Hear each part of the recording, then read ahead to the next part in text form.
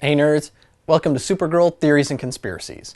This week was the mid-season finale, and it was a really great episode. We had a lot of characters from the comics. We had some nice little shout-outs and some little things that have been bugging me that did get answered.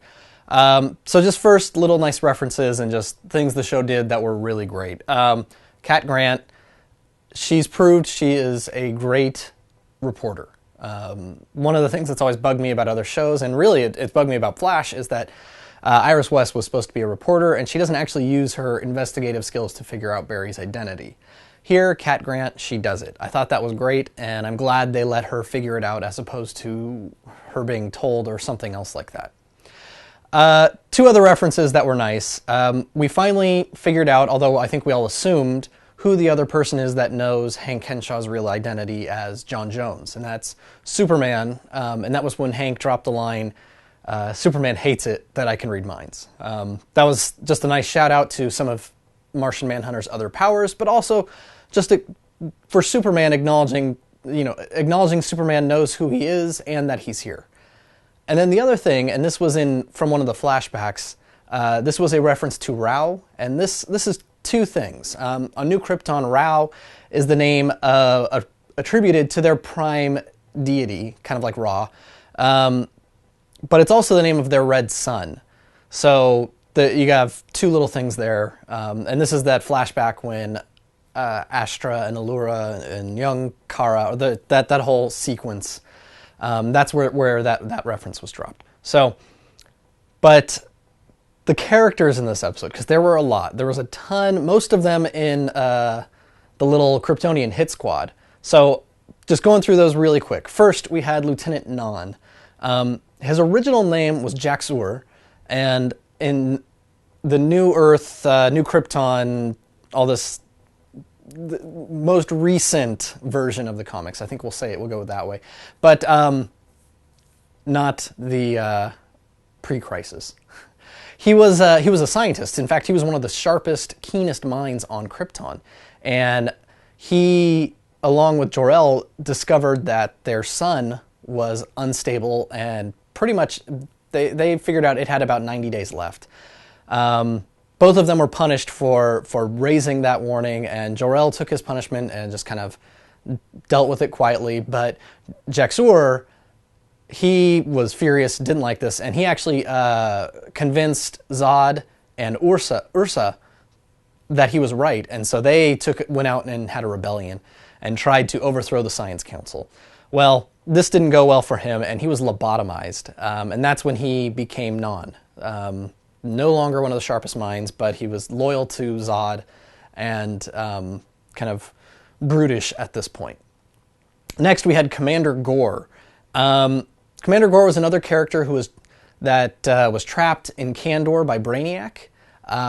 He was a very aggressive military guy. On New Krypton, when the Bottle City of Kandor is released and it's set up, he's involved in some very heavy-handed police tactics, specifically when there was a lot of kind of domestic dispute between who's on the ruling council and who's not. The Labor Guild was very upset, and some people from that took some hostages, and so he tried to stop them by taking his own hostages. In the end, he tried to assassinate the leader of the Labor Guild, but he was stopped by Supergirl. So he's got some beef with her. He's also got beef with Superman. So he's an aggressive character. Didn't have a big showing this episode, really. But it's building up to what is going to be the premiere for the second half of the season. Then we also had Lieutenant Murr. This is another member of the Kryptonian military. He served under Commander Gore. He got taken out real quick. I'm pretty sure he's the guy that got shot by Maxwell Lord. But when New Krypton was established on Earth, they decided that anyone who had caused Superman trouble was a threat to New Krypton. So Murr, along with Commander Gore, they went after these villains and tried to break them out of prison so that they could take care of them. Well, in doing so, he killed some members of the Metropolis Science Police. Yes, they have Science Police. And